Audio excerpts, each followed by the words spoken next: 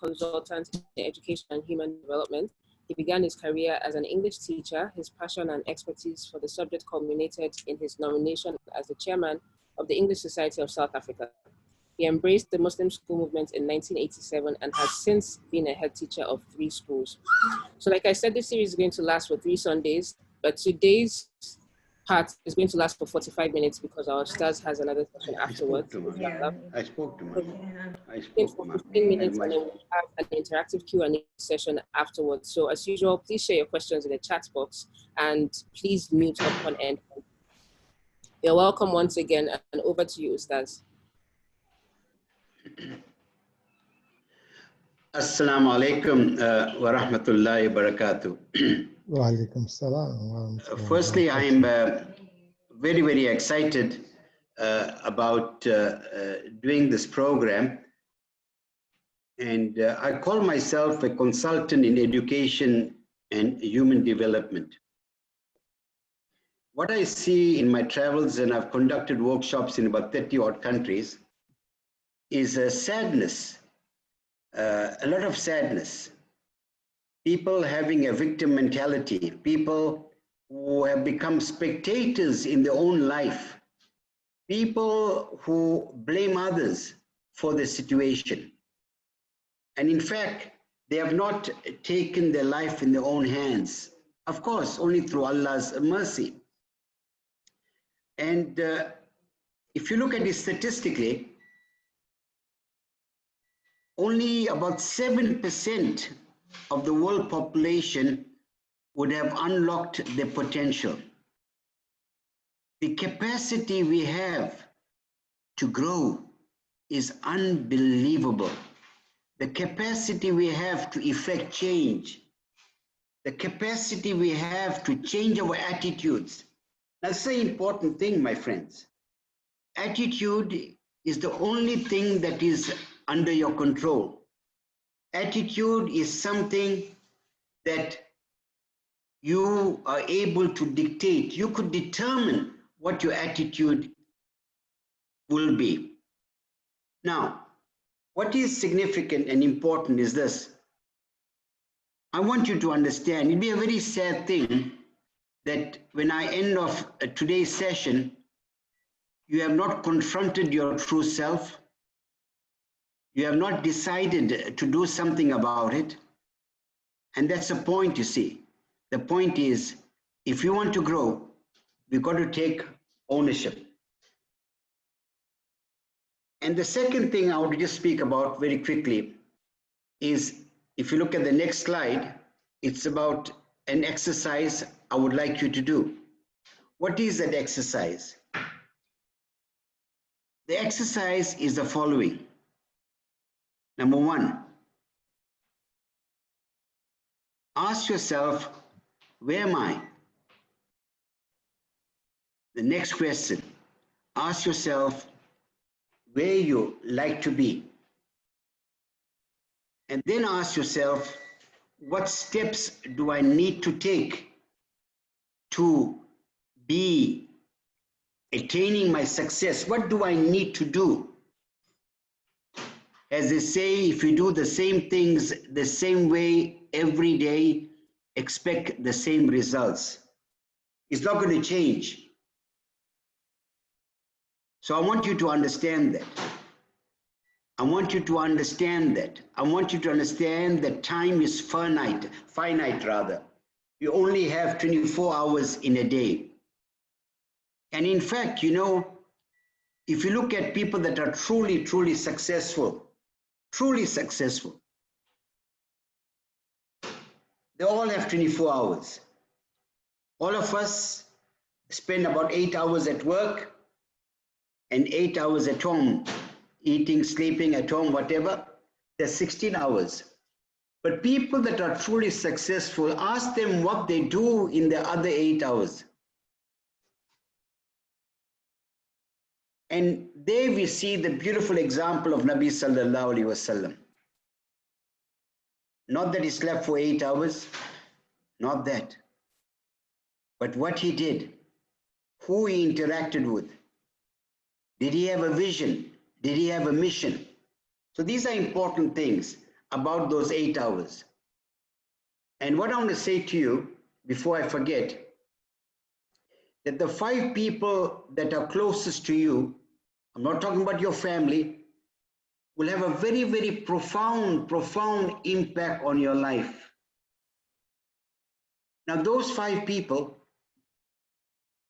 are either toxic or they are helping you to grow. They may be stifling you. So it's very, very important to make sure that you're surrounded by 5 people that are positive, people that are worthy of the highest emulation, people that inspire you. We go to the next slide.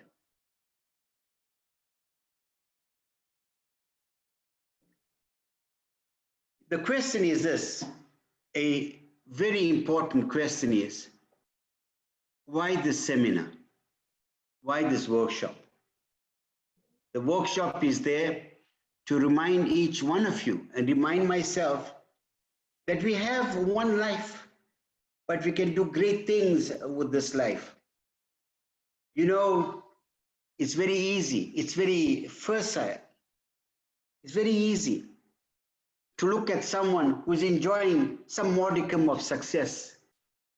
And you say, perhaps he had it easy. Perhaps he was born with a silver spoon. Maybe fate was great to him. But once you interact with him, you will realize that he also had his issues. He will share with you his blood, sweat, and tears, and he'll share with you the tipping point in his life. So instead of you looking at other people and envying them, do something about your life. Have a purpose. And this is a very important thing, you see. As a Muslim, as a believer, you must always be optimistic. You've got to be optimistic. You've got to say to yourself, yes, it's not the end in the road, but the bend in the road. You've got to say to yourself, tomorrow is going to be another day. It ushers a new dawn, a new life. If you are negative, it could be a self-fulfilling prophecy. What are the benefits of being positive? It will motivate you. It will inspire you. It will give you purpose. It will give you focus. And you'll have the can-do attitude. So it's very, very important. There is a famous story, whether it happened or not is not relevant, but I think we need to extract from this story the morale. What can we learn from this story? It's a story of an eagle. And you and I know an eagle would lay its eggs in the highest mountain. And one such eagle laid its eggs in the highest mountain. And mysteriously, very, very mysteriously, one of the eggs rolled down the mountain and landed in the nest of a duck. The eggs of the eagle hatched, and the mother eagle was teaching its eaglets how to fly, how to fly. And then at the same time, the mother duck was teaching its ducklings how to wade in the water, how to wade in the water. And then, can you imagine the little eaglet? It's there in the water and is battling. It's battling, it's finding it difficult to wade in the water. One day, this little eaglet looked up in the sky and it saw his brothers and sisters flying, and it said, painfully, poignantly, how I wish I could fly. How I wish I could fly. Now think about it. How many lessons are there? Give me a moment to ponder. There are many, many lessons to be learned. This eaglet did not realize that it was born to fly. Similarly, we as human beings, Homo sapiens that we call ourselves, have forgotten what our purpose is. We have a higher purpose. We're not supposed to be groveling like the ducks. The other, and I'm going to be as succinct as possible, the other aspect, moral of the story is, you are the company that you keep. If you have friends who tell you, listen, brother, sister, you're capable of doing great things, you've got to believe in yourself, then that's good company. Thirdly, you have a choice. No one is holding you back. Nobody is holding you back except yourself. Except yourself. What is the other moral of the story? The other moral of the story is this: you must not be blind to your environment. You got to understand, if your environment is toxic, as they say, you become a product of that environment. The choice is yours as to what you want to do. So there are many other lessons you can learn. So brothers and sisters, you make up your mind whether you are an eagle or a duck. The choice is yours. Remember that. The choice is yours. Do not allow others to convince you otherwise. The next thing is about your responsibility. We as Muslims, we as people of faith, your life is given to you as a trust. So we have tremendous, tremendous responsibility to accept that trust, to fulfill the trust. You can either be angelic or demonic. You can either be diabolical or you can reach a higher level. The choice is yours. The choice is yours. Take responsibility. Live consciously and with intentionality. Get up with a purpose. Every day you meet someone, make sure that that moment is a defining moment. Leave an indelible impression. The other point is to visualize. Visualize yourself and think about yourself and confront your true self. Get feedback from your family also and ask yourself, how do they perceive you? And once you're able to visualize yourself and look at what you do and how you go about doing it, then you'll be able to confront yourself. There's a friend of mine who is a motivational speaker. He asked the people in the group, he said to them, if I gave you $1 million, what would you do with it? So feverishly, they wrote down many, many things they would do with it. Then he asked them another question. Imagine you are in the twilight years of your life. These are there, you are fragile, old, looking back at your life. What do you think would be your regrets? What do you think would be your regrets? And you won't believe it, all of them said, we'll have a number of regrets. And then he said, don't you think you are being foolish not to do something about this, so that when you are there, at that time, you look back at your life, you have no regrets whatsoever. And it's very, very interesting to find out from the elderly what are their regrets. amongst the regrets are how I wish I fulfill my potential, how I wish I learned to say no, how I wish I prayed when I was younger, how I wish I told my loved ones that I do love them, how I wish I've chosen better friends, how I wish I had self-belief, how I wish, how I wish. And now to end up the introduction, we're talking about Imam Ghazali, a leading scholar in his time, and indeed a leading scholar of note. And he said, there are 5 ways of learning, 5 ways, 5 things you need to do, 5 stages. So I want to share the stages with you. The first stage, he said, you got to be silent. You've got to be still. Why is he saying that? To me, it's also psychologically preparing yourself for what you are going to receive, what you're going to engage with. First, silence.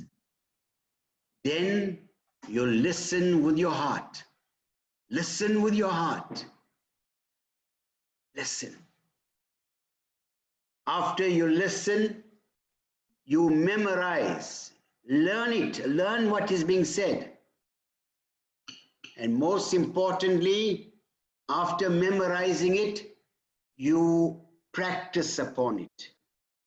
What's the use if all the information does not lead to transformation? What's the use of all the information is not manifested in change behavior? And last but not least, you need to teach it to others. So you have a responsibility, my friends, that whatever you learn, and I'm not saying that I am the custodian of all knowledge, I have the monopoly of knowledge. Basically, I'm sharing with you what I've learned, what I'm learning, what I continue to learn. So you should say to yourself, I'm going to take down notes and I'm going to teach it to others.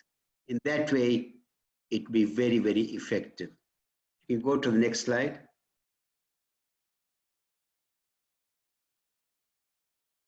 Okay, whilst waiting to go to the next slide, I want you to repeat this after me.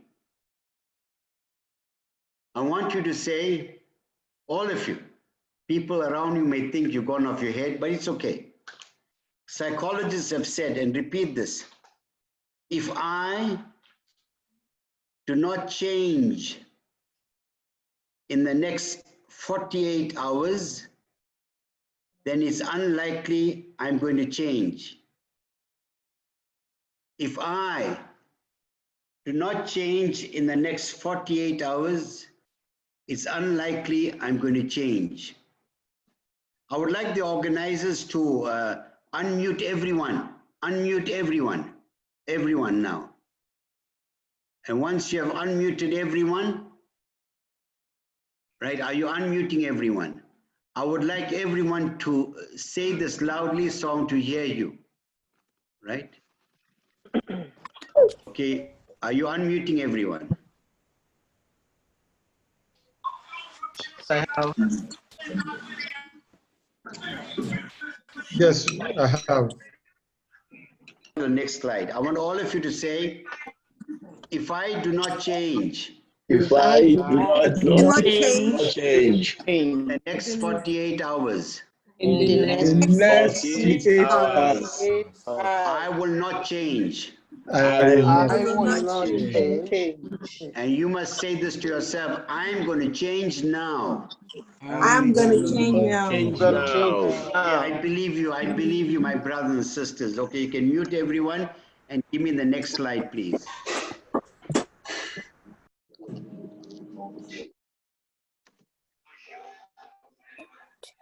Let's go on to the next one now.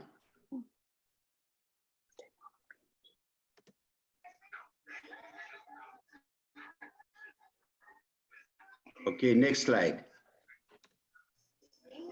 Right. So the question is, what is your excuse? What is holding you back? And I want to share with you three stories very, very quickly. Three stories very, very quickly. The one is, there was a person, I mean, he was born with no arms and no legs. Today he is an undefeated wrestling champion. And secondly, he has climbed up Mount Kilimanjaro. And thirdly, he climbed the highest peak in South America. There is another lady who's got no arms, but she's a pilot. There is someone else in Turkey, who is completely blind, yet he can draw a landscape with the right colors. Now, all of them could have said, you know, look at me, I was born like this. I got no arms and no legs. Feel sorry for me. The lady who's a pilot could have said, I got no arms. Feel sorry for me. The blind man said the same thing, could have said the same thing. But they are inspiring others. So therefore, there is a subtitle that reads, lead your life in such a way that when you were born, you cried, people were smiling. That when you died, you were smiling and people were crying. One of my dear friends, Fuad Nadi, remember him in your prayers. He's passed away a few months ago of the virus in the UK, a very dynamic individual. He said to me, his father said to him, my beloved son, when you were born, you had no idea who would celebrate your birth, but you are in complete charge as to who will mourn your death. Such a powerful, powerful statement. Can you go on to the next slide, please?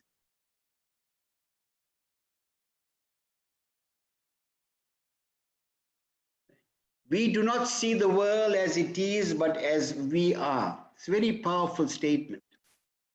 Why is it that some people, for every solution, they find a problem, the others, for every problem, they find a solution? Why are there those that are always optimistic, the others always negative? Why are there some people that are always moaning and groaning, others are smiling and endearing? Why are there those who go through some misfortune and they react in a way that is unbecoming, whilst another person takes it in the stride? You see, my dear friends, the biggest discovery is to discover who you are. Ask yourself, what are my attitudes? What are my ambitions? Why am I the way I am? What can I do to make a difference? Can you go on to the next slide, please?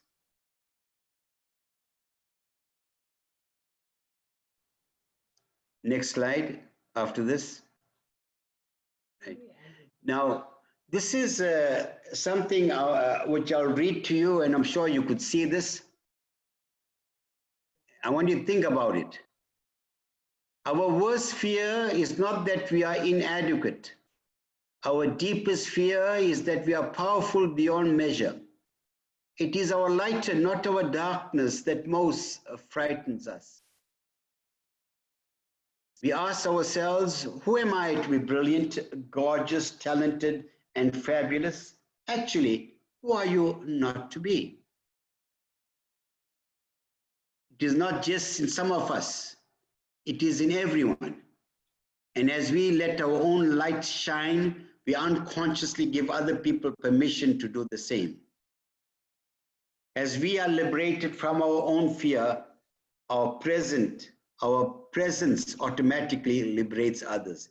Next slide, please.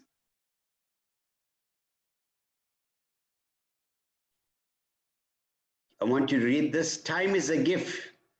Time is distributed equally to all.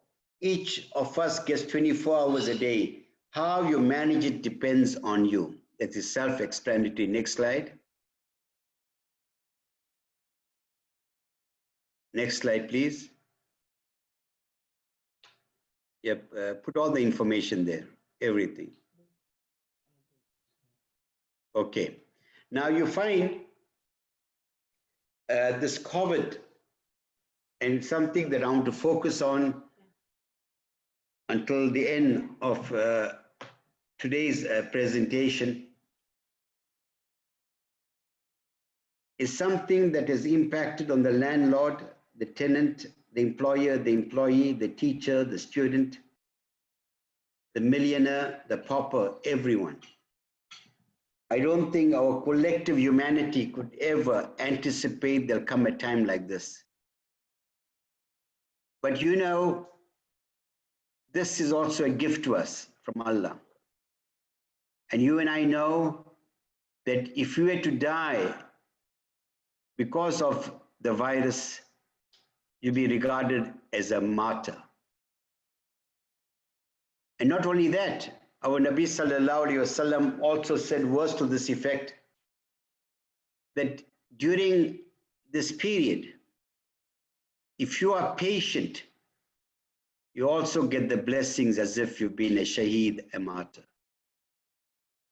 So there are a number of things that people would experience.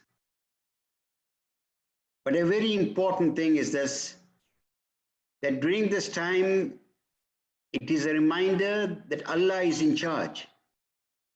Prostrate to Him, surrender your life to Him. He knows what you are going through. Ask Him to give you strength.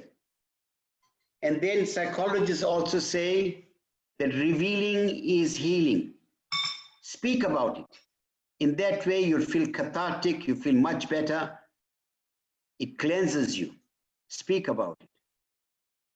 But you must not, on the one hand, whilst you need to take precautions, you must not become a prisoner.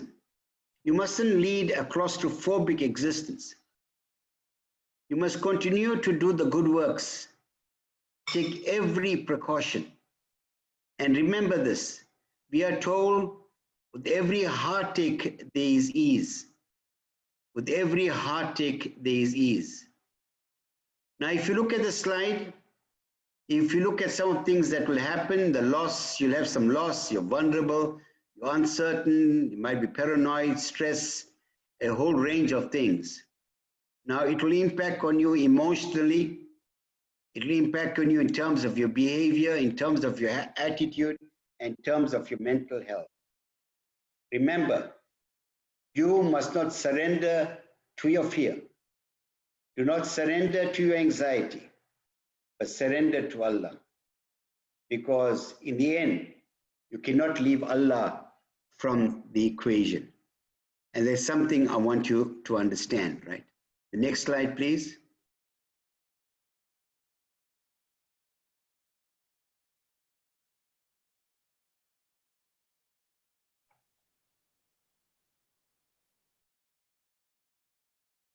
Now you're fine. How do you manage yourself? Of course, we said prayer is a very, very critical thing. You must look at what is under your control. There are many things under your control. And I want you to understand that. There are many, many things under your control. So what is important is this, that you must, as a matter of must, take charge of what's under your control. Now, you got to lead a balanced life, very, very important. You got to lead a balanced life. Now, how do you lead a balanced life? What do you do, right? Make sure you exercise. Make sure you eat the right kinds of foods. Make sure you're engaging with the right kind of people. Do not be bludgeoned by the media. The media is only going to give you negative news, and it must impact on you, subconsciously or consciously, the issues of the virus. But the critical thing is this, whilst you want to self-preserve, must always learn to support others. Connect with those that are less fortunate than you. Connect with your family, your friends. Say to them, how are you? I pray that you're well. If I can be of any help, let me know. The other aspect is looking after yourself. Other aspect is checking your environment, right? Doing whatever needs to be done to change your environment if you can. Organize your day. Have a plan. Many people during the lockdown have indicated they had little or no time when they organized their life, when they re-engaged with Allah, when they learned the seerah, when they learned about their purpose. They created an environment at home that was more loving, more nurturing and caring. They were more present in their dealings with people, right? Also, you got to be optimistic, right? Now, I say balance optimism. I'm not saying blind optimism. It must be balanced. You cannot just be optimistic and do nothing about it. And you've got to make sure you do not allow this to impact on your mental health.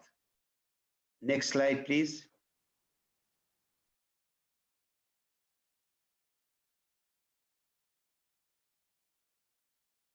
Right. Now, the very important thing is this, because I'll be leaving in about 13 minutes. If there are any questions you would ask, you can ask me, really, and I'm really looking forward to sharing other things with you. In fact, in the second and third sessions, I'm going to speak about the psychological barriers to success, and also I'm going to help you to develop a personal mission and vision statement that you could look at every day and ask yourself whether you're true to what you're supposed to do. Because the people that are truly successful are those individuals who have led a balanced life. And this is the time the COVID has come. It is an opportunity for all of us to redefine what is success. A person of success and a person of significance is two different people. A person of success is a person who does things for himself, for his own material well-being. How often, for example, you say, hey, that man is successful. And immediately in our mind, we think, oh, he's got a number of cars, he's living in a palatial home, and so on and so forth. But a truly successful person is a person that is significant. And a significant person knows that empires are built in the hearts of people. Did you make a difference whilst you were around? Did you use, for example, your own profession, whatever you do, did you do it, use it so others have benefited? Did you show magnanimity? Did you show empathy? Did you give people a listening ear? So these are fundamental things that we're going to speak about. Right? Okay, next slide, please.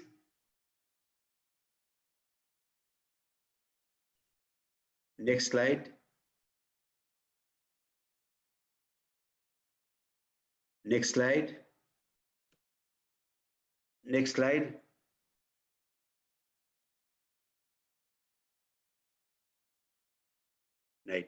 Right. Now the whole thing is this, that very, very important is during the lockdown, you have a chance of reinventing yourself.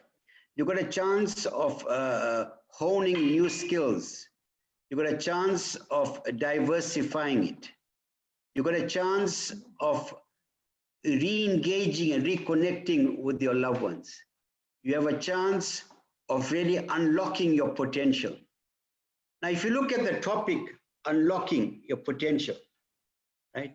If you understand what it means, what does it mean to unlock your potential, right? It means basically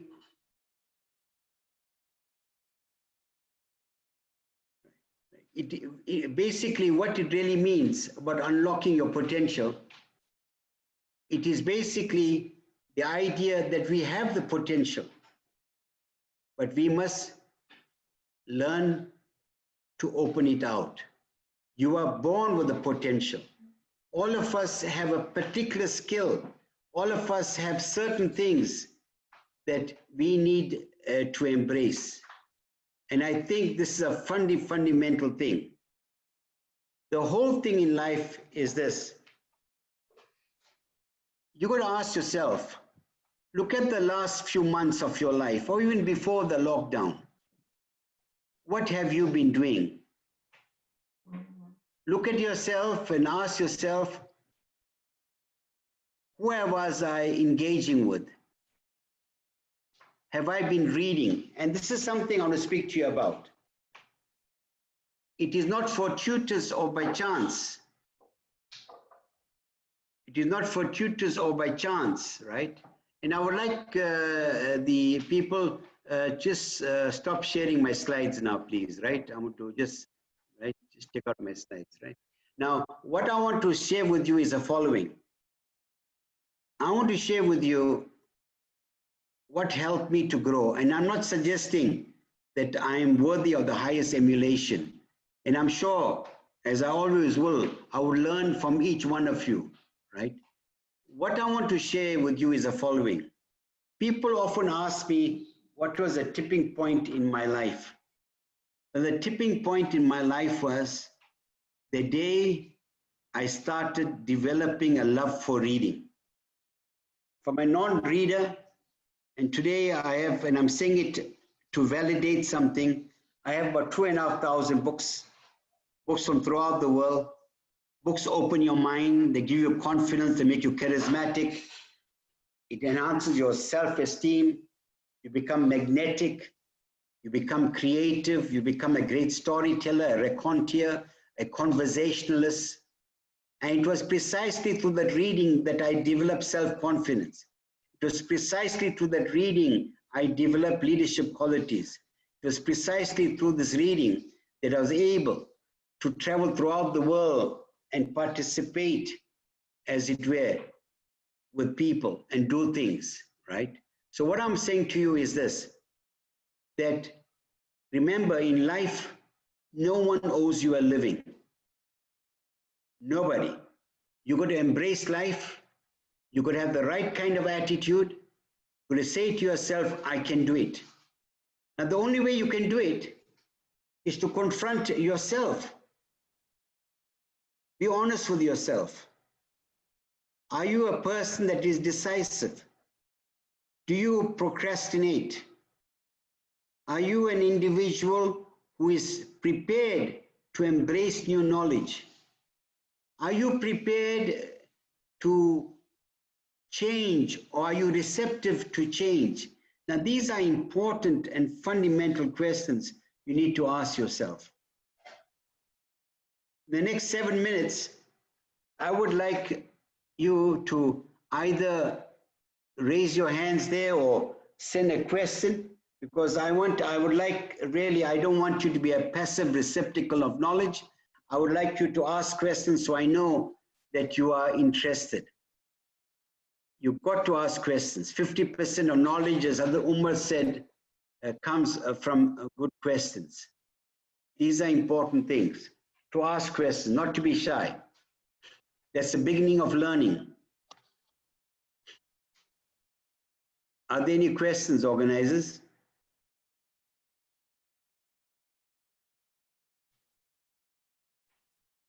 Hello? None yet. None yet. Okay, fine. you have one. Okay.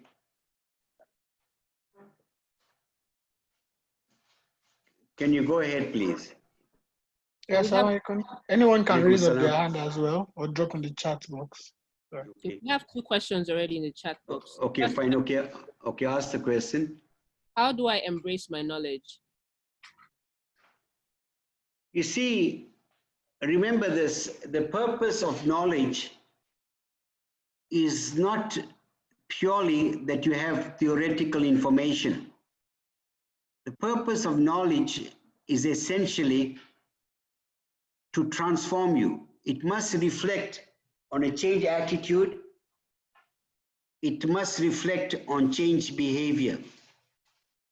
And this is how you embrace it. So in other words, when you're reading it, you must not be detached from what you are reading. Ask yourself, what is it that I can implement? And that's the way of the Sahaba. If they learned anything, they internalize it and they taught it to others. And the best way of embracing knowledge is to teach it to others.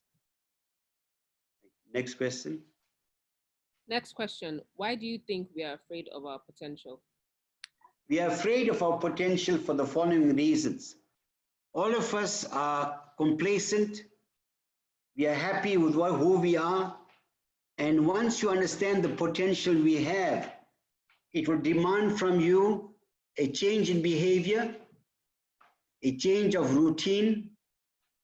In other words, we are afraid of that change. In fact, you find that many people that are complacent, when they are in the twilight years of their life, they begin to regret it. They say, today I'm agile and fragile. There's nothing I can do. But at that time, I had the opportunity.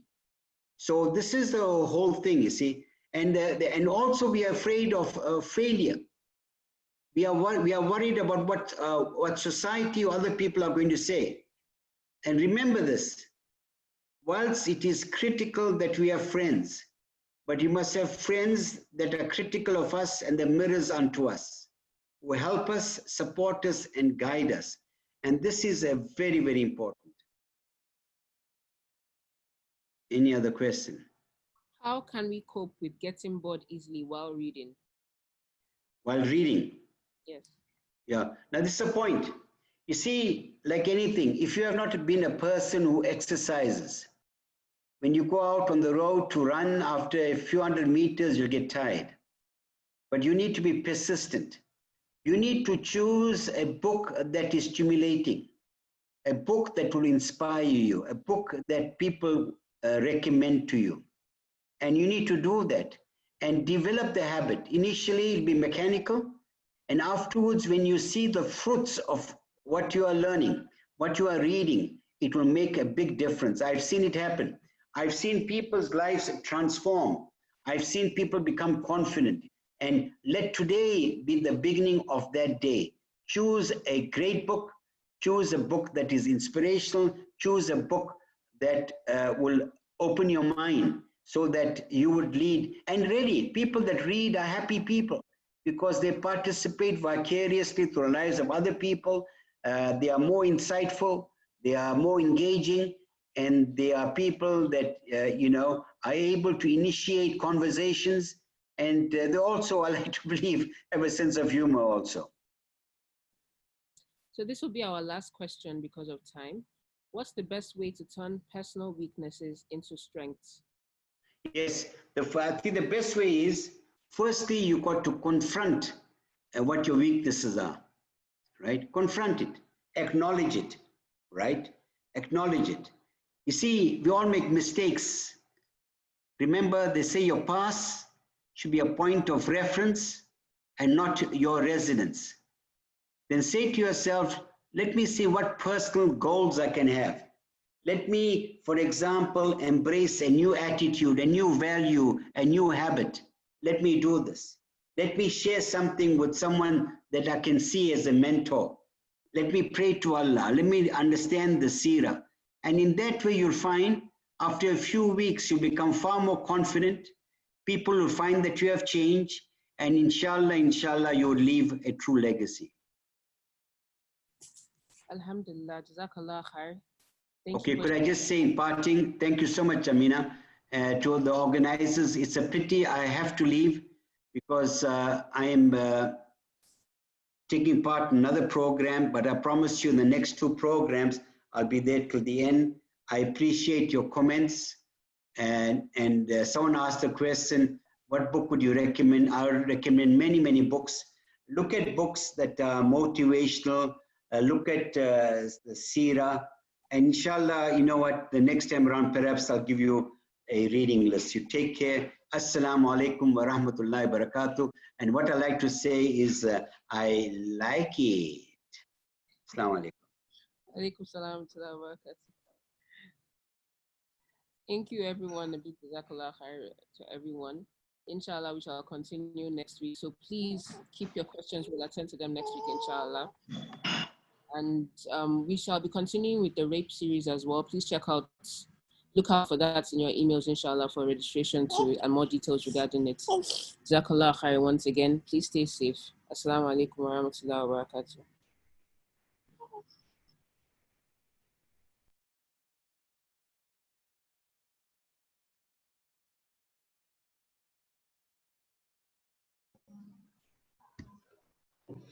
Alaikum salam wa rahmatullahi wa barakatuh. Thank you so much. Jazakumullahu khairan to everybody.